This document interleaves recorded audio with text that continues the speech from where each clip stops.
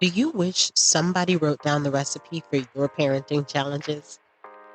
Did you want tips and tricks to become a better mama for you and your babies? I know I do. If you're a mother who feels that you are doing the best you can with the hands you've been dealt, but you're still getting it done, then this podcast is for you. I'm so glad you tuned in to Nailed It Motherhood because we might have the recipe that nobody wrote down.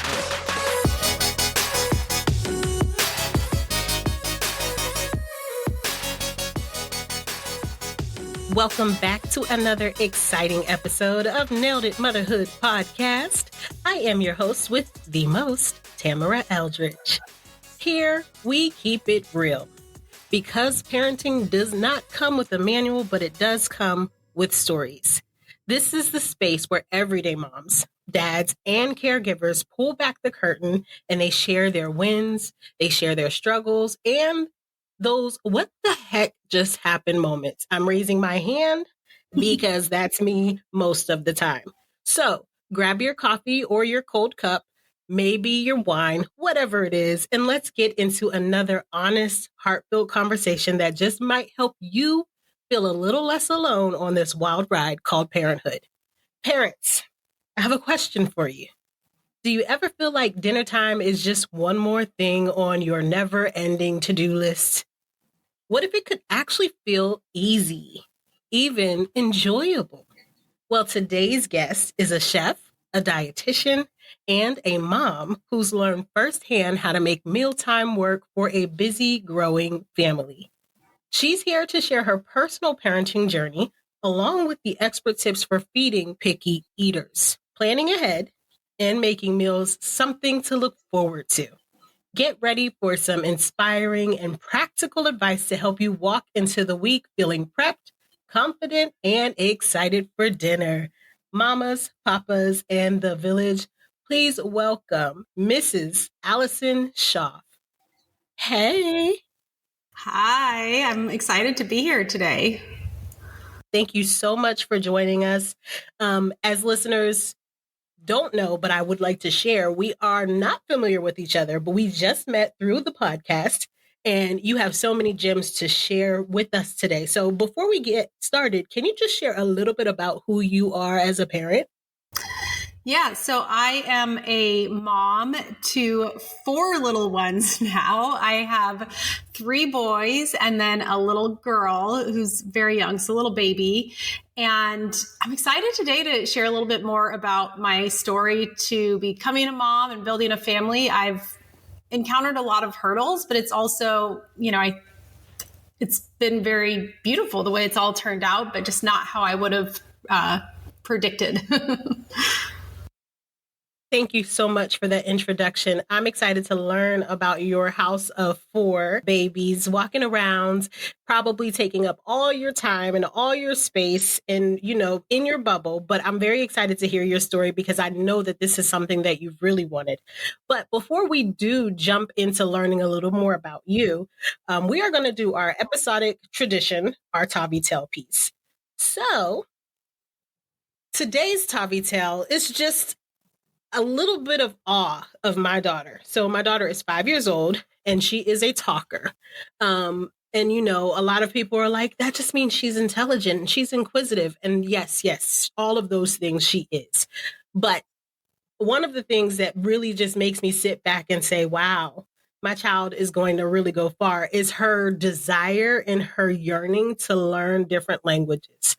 So I'll have to say that I have not done my due diligence to make sure that she is learning the languages, but you can tell that that desire is there just by listening to her pretend to make up languages. And me being the goofy mom that I am, we have had many opportunities where we are talking to each other in this made up language and we're having a full conversation.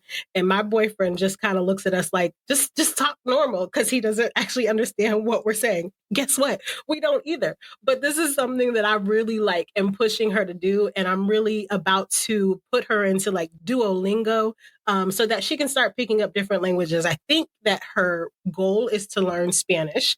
The first time that I noticed that she really was interested in hearing what other people were saying that wasn't English was when we were listening to Sing 2, there was a song on there, and it was the song where like the female cat is teaching, I can't think of his name, Johnny, teaching Johnny how to dance, and she uses a Spanish song and she's street dancing.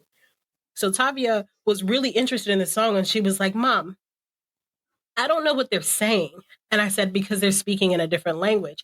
And she was like, but I can't understand them. And I said, but they understand each other because that's the language that they speak.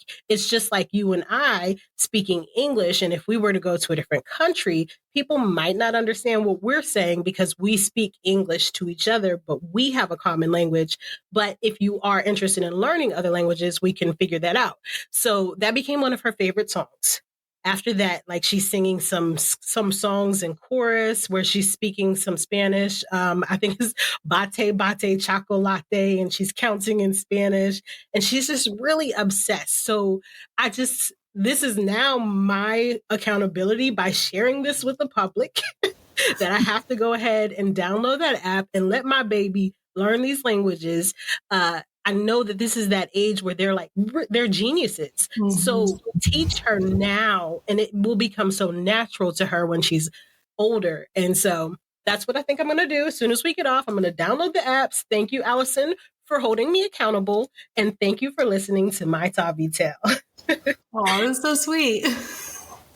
I love it. It's quite hilarious, especially when we're going back and forth, and like we'll have the tones where we're asking questions, or I just tell her to do something and none of it is understood. I'll just randomly, so I'm goofy and I don't know a lot of Spanish, but when I was younger, I used to always quote the Pledge of Allegiance. So I would just be like, "Prometo fidelidad a la bandera," and she'll just come back and she'll be like, like she'll just start talking, and then I'll say something high, and then she'll say something high with the face. So that's kind of our bond, and I love it. I have no problem with goofing off with her with that, but other things I'm a little bit more strict about. Like we can go into public in the grocery store and just talk like this and just pretend we know what we're talking about. But thank you again for listening. Enough about my baby. I love that. That is so cute. Thank you kindly. So Allison, we're going to get into your story, and your story is both heavy and hearty, for lack of better words. So before we get into your personal parenting journey, I would love to read your bio so that we can get a better understanding of who you are before you share your personal parenting journey. So, listeners, here is Allison Schaaf. Allison Schaaf is the founder and CEO of Prep Dish, a meal planning service that helps busy individuals and families save time while enjoying healthy, stress-free meals. As a registered dietitian and trained chef, Allison combines her expertise in nutrition and culinary arts to create practical, delicious meal plans designed for real life. With a passion for simplifying mealtime, she has helped thousands of subscribers reclaim their evenings and enjoy mealtime. Beyond Prep Dish, Allison is also the founder of the nonprofit Miscarriage Hope Desk, a resource for women navigating miscarriage and recurrent pregnancy loss. Through this platform, she offers support, education, and community for those on their fertility journey. Allison and her husband have 4 kids and enjoy living in the Texas Hill Country with their chickens, goats, cats, and bees. And you might just get lucky to see one of our guest cats, and she can introduce him a little bit later. At this time, Allison, I give you the floor to share your personal parenting journey. Thank you so much for that lovely introduction. And as we were talking about before we hopped on, I'm excited about the opportunity to talk here. I feel like sometimes in my world, I end up either talking about Prep Dish and, my business that helps families and busy moms get dinner on the table, or I have, the nonprofit Miscarriage Hope Desk. So I talk a lot about my fertility. But to me, both of those things are very closely intertwined with my motherhood journey. So I'm excited for the opportunity today to sort of give tidbits of my story from both lenses and kind of like a more full picture of, how I got to where I am today. So first, I guess looking back 12 plus years ago, I was a personal chef and cooking for clients, going into people's homes and cooking for them. I love doing it. But as I was doing it, this is actually ties into my motherhood journey, because as I was doing it, as much as I loved it, I knew eventually I wanted to have a family. I wasn't even dating anyone at the time. I was in my early 30s. But as I was doing, I was like, this is not going to be sustainable. Like, I love it for now, but I don't think I could have a baby and then wake up at, 6 a.m. and go drive to someone's house and spend all day in a kitchen, in multiple people's kitchens cooking, and then get home and cook for my family and all, like I couldn't, it didn't match, right? Like the vision didn't match of having a family, but then also spending all my time in other people's homes cooking meals for them, which again, at the time I loved. So as I was doing the personal chef thing, I was like, what else could I do to kind of combine all these skills here? I have a background as a dietitian and as a chef. And I realized I had this system where I was helping people get their meals on the table. Even though I was doing it for them, I had all these tips and tricks and tools for doing it. So I started writing all that down. Like, how do you, get to the in and out of the grocery store really quickly? What are the meal prep things you can do? And so I wrote all of this down and came up with Prep Dish, which is recipes and meal prep advice and just a meal plan of like, hey, here's how you can do it. I used to do it for people, but now it's like, here's the easy steps to do it for yourself. So Prep Dish was born. And that's been going now for 12 years and love that. And we'll kind of get back to that because it does come full circle now with me having the kids. Now, through all of that, I did eventually meet my now husband. And when we were dating, that was one thing we connected over is we both knew we wanted kids. We knew we wanted a family. And got married. We actually moved to Puerto Rico for a year. So that was a fun little kind of sidetrack adventure, but then moved back. We're in the Austin area and moved back here and started trying for a family. We knew we wanted kids. We'd kind of talked about, do we want 3, maybe 4? We're not sure. But just went into it really optimistically, the biggest conversation was like, do we want 3 or 4? And like, what's the best timing? And just very naively thought we would go into it and had no expectations that we would have any issues. I think we just thought it would go as planned and that's how it would go, we wouldn't have to, I don't know. We just hadn't put much thought into the ins and outs of how it would work. Well, we started trying and I pretty quickly started having miscarriages, and I'm not going to walk through kind of each loss that I had. And I also will say it's enough in the past that if you're listening to this and you're thinking, wow, she's talking about that kind of casually. I've discussed my miscarriages on public platforms in the past, and I've done a lot of therapy to work through them at the time. And even now, they were so hard to go through.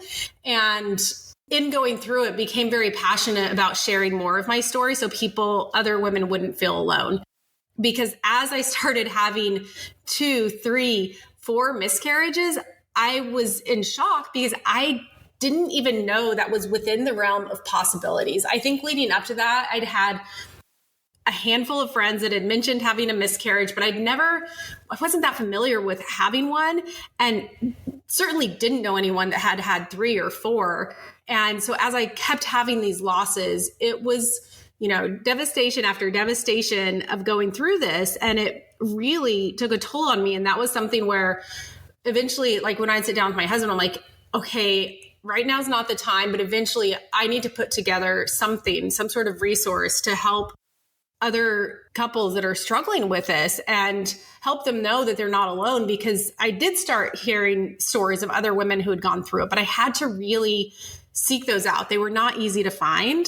And again, it was no one that I knew personally. And so it was just so isolating and such a very lonely time period going through that. But now, so I guess the long story short on all of that is over the course of 10 years, really. It took a few years to kind of get to first baby, but over the past, 8 years, we ended up going the route. We have gone through 3 adoptions and have 1 biological child. So we have 3 sons and 1 girl.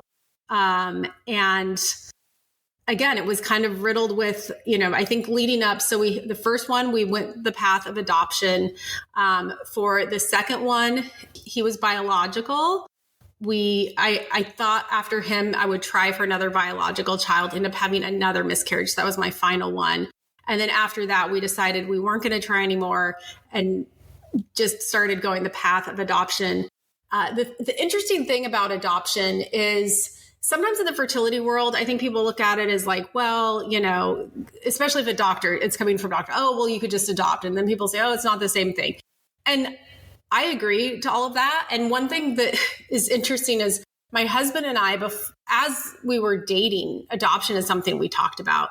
I had told him, look, like, I think maybe someday I would like to adopt. Like maybe we have, 2 or 3 biological kids. And then we, at the end, maybe we adopt a child. Like that's something that had always been on my heart. But then as we went through our struggles, adoption was something that came up. And I always say it needs to be a calling. It needs to be something that you feel called for. And it's not something that is done as a way to like heal your wounds or to replace a baby that was lost or anything like that. It has to be kind of this own decision in and of itself. But for us, it's been a beautiful path. And now that we're here, of course, hindsight's 2020, but I can see how it all unfolded and all worked out in this beautiful way. And we have now this like very beautiful family. And even though it was a lot of, heartache and grief to get to where we are, I can now appreciate where we are and appreciate the family that we've created and how they all got here. And it very much feels as if everyone in our family was meant to be here in a way. So that was the journey to build it. And then, so in doing that, I created this nonprofit Miscarriage Hope Desk, where I do just what I had said when I was struggling. Like, I want to support women that are going through this. So I've done that in various ways over the years. Right now, the main way we support women is free mentorship program.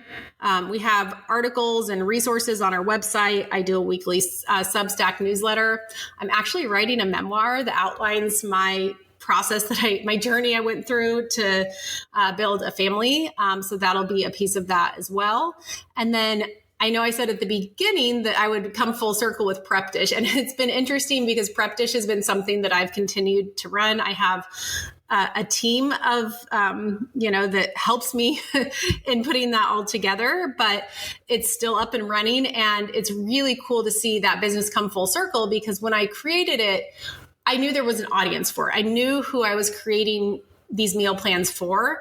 And now I've become I've become my own audience. And so I've created something that in the past I was like, oh yeah, in theory, these would be great. And like, I would make the recipes and I would do it. But now with a family of 4 little kids, I'm like, oh yeah, I need to have these meal plans every week or I'm not getting dinner on the table. So it's really come full circle of I created something that now is this like necessity in my life. That's awesome. Congratulations to forward thinking. Yes.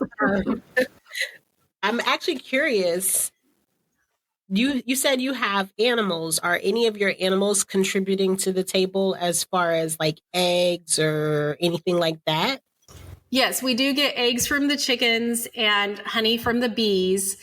And we have goats that we will process for their meat too. So that's pretty awesome. Yeah. You're going to need that in this temperature. Yes, I know. And we have a garden, but it doesn't contribute that much. That's something that I'm very interested in. And I know that it would be the beginning stages, so I can't expect much of anything. But I want to start planting some of my own fruits and vegetables so that, I can pick what I've harvested and enjoy the fruits of my labor, literally speaking. Yes.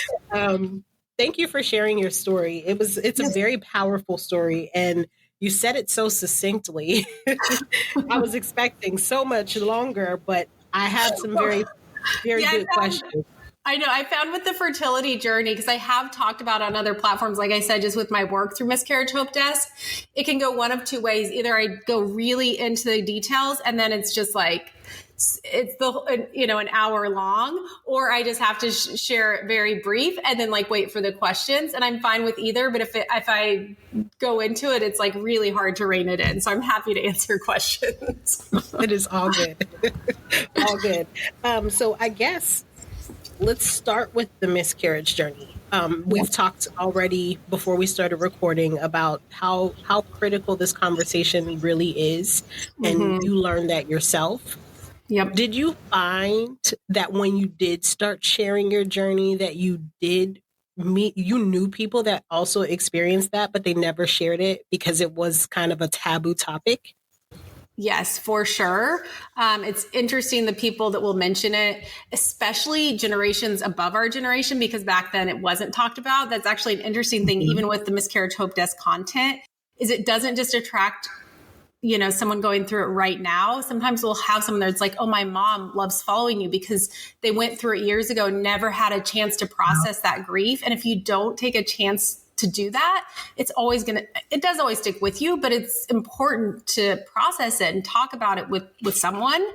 And so, and I definitely had people in my life. And, now of course, if I have a friend or even a friend of a friend that goes through it, they'll connect me, but I'm happy to help to be, a connection and a resource for people. Mm-hmm. Thank you for that. I will say thank you on behalf of people who probably don't know they need you, and do find that they end up connecting with you because of this resource that you have. What was the catalyst that really made you start to share your story? I know that you said that you had gone through multiple miscarriage and then you realized that this might be something that you want to start talking about. What was the actual thing that you said, I need to talk to somebody else about this? I think it was in the back of my mind because I craved those stories. I needed to see that someone had 5 losses and went on to have a baby. Like, is that even possible? And it was so hard to find those stories. Like, I was like really having to do weird Google searches and search in podcasts to just find someone that had a story that could give me hope. And so we have, I call them stories of hope, but I really struggled to find them. I wanted to know an actual person and how many miscarriages did they have? And then what did they do? And, I just wanted to know all these details of what could that even look like? Because it felt so out of the realm of anything that I knew that was possible. And because I needed that so bad, I was I think eventually, and I do remember a very specific moment of, it was when we had we just finished our adoption. We were on a trip and I just remember sitting at the hotel bar with my husband and I talked to him about it. I was like, I really think at some point, I'm like, the time is not now, but I think at some point I need to do something here because there is a need. It's been too hard for me to find anything to relate to. And so I then sat on it for probably another year before I was ready. And then I was like, okay. And then I kind of started creating the resources and, it was born. Yeah. So this question, and it's going to be a 2-part question because I want to first focus on you and how your response was. And then I'm wondering if there are people that kind of handled it in the same way or in an opposite way than you. So the 2-part question that I want to ask you is, did you ever blame yourself? And then the second part of that is, I'm thinking of the quote, if you build it, they will come. Mm-hmm. So once you built the source of healing, that's what I'm going to call this, because I feel like the way you're talking, this is a source of healing for a lot of people, just being able to share. Did you find that a lot of people blame themselves and then realize through your resources that it had nothing to do with it being their fault? Yeah, no, that's a really good question. And yes, 100%. That's something about miscarriage that it's so personal because it's your body, it's inside of you. It's impossible to not feel that way, at least in the beginning, right? I shouldn't say impossible, but I don't know that I've ever talked to someone who's gone through a miscarriage who hasn't at least had those thoughts in the beginning of what did I do? Because it just feels like you did something. And that is one of the strongest messages I have at Miscarriage Hope Desk, especially when I'm talking about things like causes and that sort of thing, is I always lead with, you did not cause this. You know, if you had like a negative, like maybe you were having a really hard pregnancy and you're like, oh, this sucks. And then the next day you go and like, there's no heart. Like, no, it's not like that. That's not how it works. Or like, oh, I had that cup of coffee, or that I did that thing at the gym. And there's so much research into like the causes, and it's not something that the mom, I mean, 99.9% of the time, you know, there's not something that you can do that's going to quote unquote cause it. And so that is one of the biggest messages I want to get out to moms that have gone through it is, look, like you've got to accept that, because it's really hard to really convince yourself of that, because it's such a personal thing, and it really is hard in the beginning to not feel like you played some sort of role in it. I kind of wonder where the root of that actually came from. I know, and I can imagine it's because, you know, we are the housing vessel for our babies. So we feel full responsibility, but sometimes people don't want to believe in that's just the way it was meant to be. That's hard. That's hard to receive whenever you think that you're doing something right. Or even if you're not necessarily living right, but it wasn't, you know, that was the destiny. It's not a positive way to look at it, but I wonder where that stemmed from. But I digress. Let's go back to your mentality about having a sustainable career before your family was even here. When you met your husband and you started dating and you both knew that you wanted multiple children, how did you plan for this sustainable life now? You had this career, you were in people's homes, you realized this probably isn't going to be the best avenue. So you started working on it for the future that you wanted. Exactly. But when you and your husband got together, how did you plan your journey for this family? Yeah, well, first of all, I've always been entrepreneurial at heart. And then my husband is also an entrepreneur. So, and that was it's funny because he'll say that he never imagined like marrying an entrepreneur, and actually didn't really even see himself that way. He kind of fell into his, whereas for me, like I actually was kind of wanting someone that was a little more entrepreneurial. And so I think there's a lot of things that we sort of planned out in terms of having a family. You know, we had a family later in life. Like I was in my mid 30s when we started trying. And so the advantage of that is you do have your life together a little more, but then I mean, and to be really frank, is like the disadvantage is there is more possibility of running into fertility issues, and there's less time to like tweak things, right? Like if I would have had a longer runway and started, say, in my early 20s, I would have had a lot more years to do testing and all that. I mean, you still have to go through the emotional wear and tear and all of that. But so it just brings up all these kind of like thoughts once you get there of like, how did I get here and why did this happen? But yeah, we've really had it planned out of like what we wanted our family to look like. And I feel like God just had totally different plans. And it took me a long time. I mean, I don't think even in the, you know, on the journey, like I did have faith, but believe me, it shook my faith a lot of times of like, what is the plan here? And how is this going to come together all? Because it just felt like it was the opposite of what I was wanting. But now, again, like I said, you know, I'm here and able to look back and see how beautifully it all came together.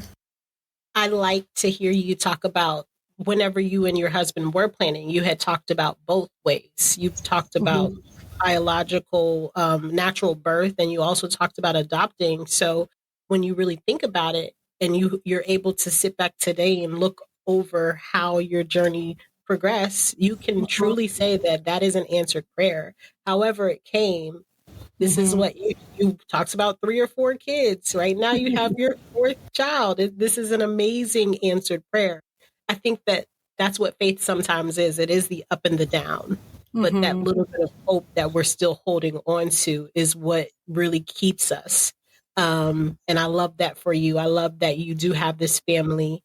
I do see your post on Instagram. Nailed It Motherhood Podcast is following your Instagram. It's really cute to see how you incorporate your boys, at least those are the posts that I've really seen, but it's fun to see how you incorporate them into making meals with you and just allowing them to celebrate the joys of life with you and your business. What's the best part of the prep dish piece with your family that you've built? It just lines up, right? Like it's aligned with my values, because my value, like especially now, like I prioritize my family. But the cool thing is it lines up with the business, right? Like I can test the recipes out on my family and see how it works, but that's aligning with my goal of sitting down with my family each night to have dinner. So it all kind of comes together, and I can involve them in the kitchen, and it takes a lot longer, and it's, sometimes it's a lot to have them in there, but it can help to be able to merge the two and to be able to like involve them in it and not have them be these two completely separate pieces of me, but it's like all kind of merges into one. Yes, you just said something so casually, but it's so real. And it kind of made me be like thinking of times where I let Tavia help me with a recipe. We like to bake. I don't really cook too much. When I'm with my partner, he's the one who likes to cook.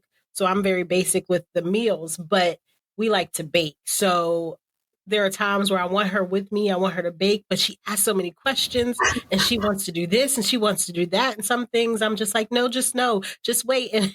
And what I really need to do is recognize what a blessing it is that she's in there and we're using that time to bond. So I appreciate you saying that, because you just said it so casually. Yeah. But that is a moment where we're building and developing our relationship as a family. And I love that. And what better? And what are the tools that you're teaching her and the skills that you're giving? Like, what's more valuable than learning to cook in the kitchen and learning where food comes from and being a part of that? And then that's something that she can pass down someday to her family. I think too often we separate the kids from the kitchen, and it's like they need to be there right alongside us, Yes. So your business is really focused on people doing it themselves now, but do you still meal prep for people at any point? And if you do, are your kids involved in that at any time? I don't. When I started, every pregnancy, even, some of the losses, any of them, I had insane morning sickness, like couldn't get out of bed. And during that time, and even just when we were starting Try for Kids, I hired chefs to cook in the personal chef business. So I had some, and I ended up selling the business to one of the personal chefs and ended up just getting out of that. I mean, the most I do is like, if I have a friend that's had a baby, or, I'll cook meals for friends or neighbors and stuff like that. But that's, not for pay. I get it. That's fair. Sometimes things have to change, and that is okay. Yep.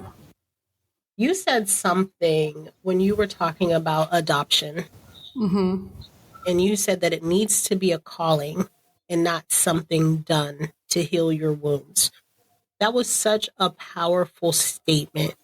Can you explain why you have that position, just so we can really dig into that? It has to be a calling and not something to heal your wounds. Is this something that you share with people who do come into your healing center, your space? Yeah, I think part of it, and maybe it's not even specific to adoption, but I think with miscarriage specifically, a new baby is not going to fix the baby that you lost. And so I think it's important to know that, because that's putting way too much pressure on the new baby. So whether it's a biological baby or an adoption, it's not going to, I'm sure it can be part of that like healing journey, but it's not going to fix it. It's not going to automatically mean you're not sad about that baby that you lost. So I think part of it's honoring that, but then also, recognizing, there's a lot of people in the fertility space and they get upset when a doctor will say like, oh, you could just adopt. And it's not that easy. Adoption is not an easy process. You can go through a lot of grief and heartache through adoption. Like we've had a match and then the mom backs out, or we've gone through a lot of ups and downs there too. So I think sometimes people just look at it as like, oh, this is this alternative and it's easy. And it's not an easy path necessarily either. So I think people need to go into it having it be something they really want and feel confident in, and both partners too. I've also seen it's where like one partner wants it and one doesn't. And it's something that me and my husband have always been aligned on, or, had to come into alignment on. And so I just think it's important that it not be looked at casually, because it's what more important role in life than like raising a child that was in someone else's womb. Like there's so much that goes into that and that needs to be considered before you even like start down that path, I guess.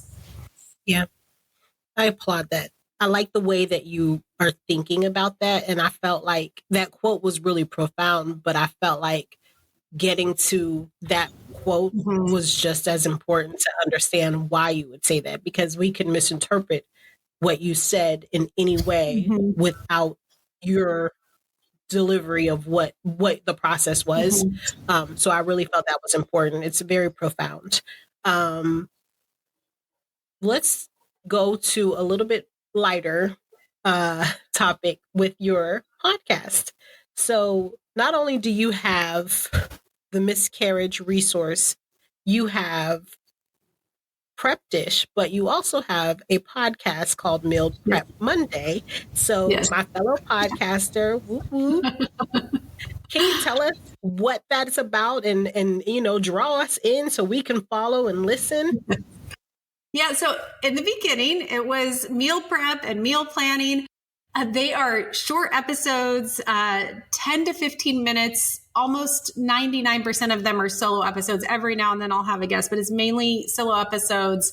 Partly because there's a few podcasts I listen to, solo ones that are like 10 minutes. And I always like them because they're so quick and easy and kind of like, I feel like I can keep up with them, And so when I was thinking of starting a podcast, and I also talked to someone, they're like, well, you could do solo episodes. And I have this editor, and I'm like, oh, that I could do, and I do have an opinion on meals and all these things. And, I've had it for a few years now. So I definitely still talk a lot about meal prep and meal planning.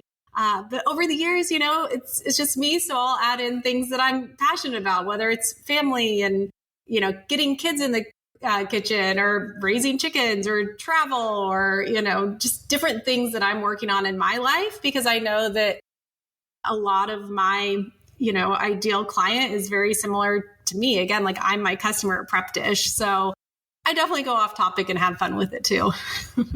Hey, there's nothing wrong with that. Nothing wrong with that at all. Yeah. So, I'm going to plug you. So if you do want to listen to Allison's podcast, you can go to prepdish.com and you can look up Meal Prep Monday podcast. And like she said, it's just 10 minutes and she gives you advice. She talks about her family. She talks about her chickens. So go ahead and listen. The podcast is on iTunes, Google Play, Spotify, Amazon Music, anywhere else that we can find it.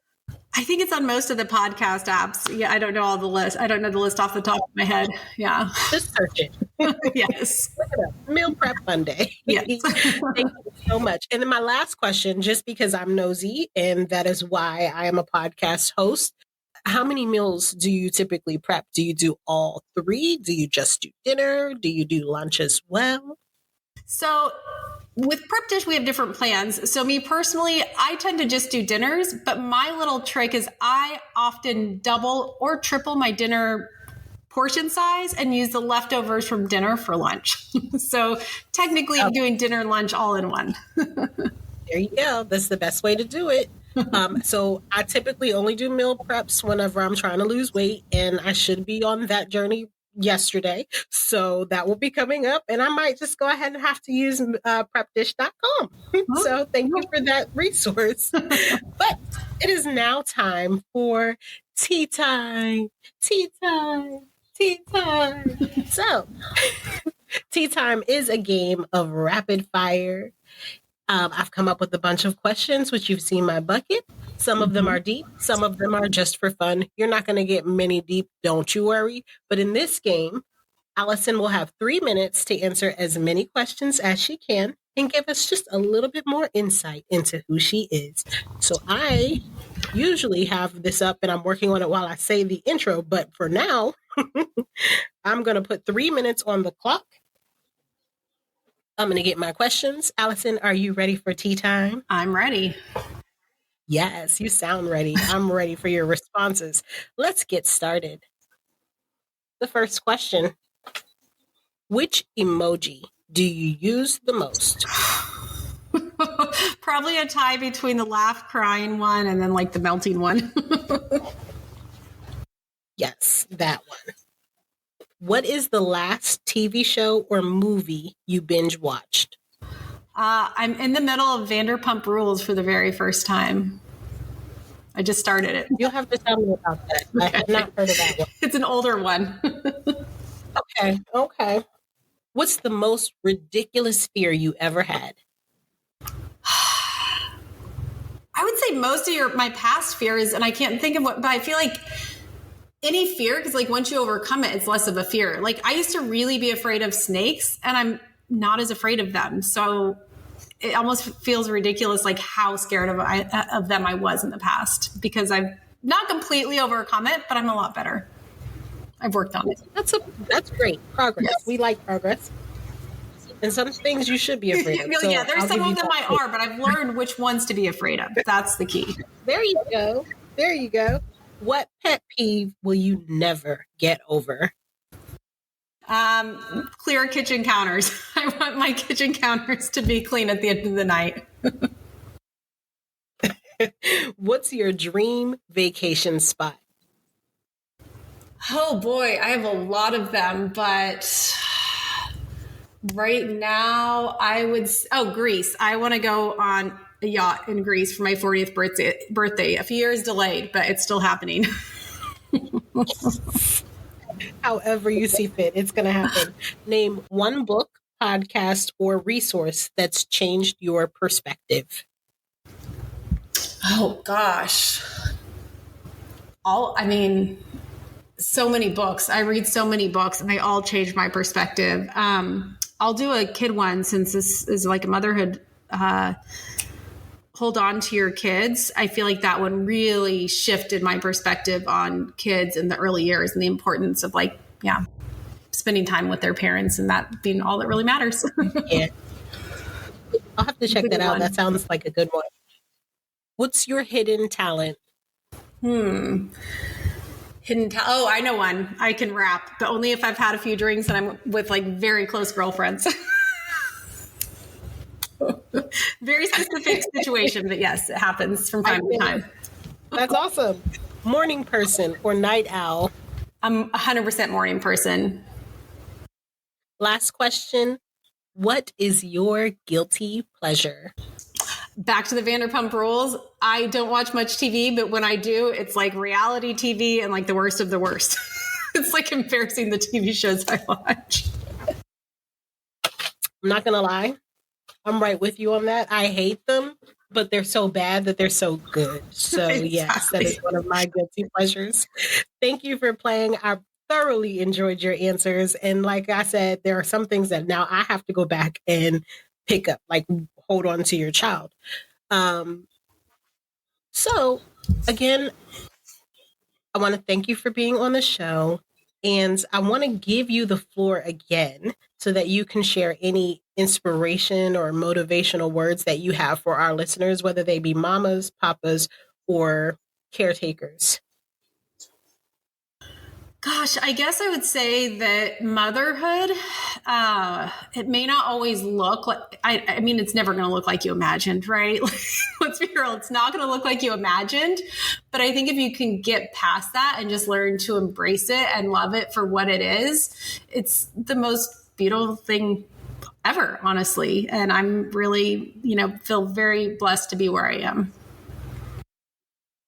And we are blessed that you graced our presence on Nailed It Motherhood podcast.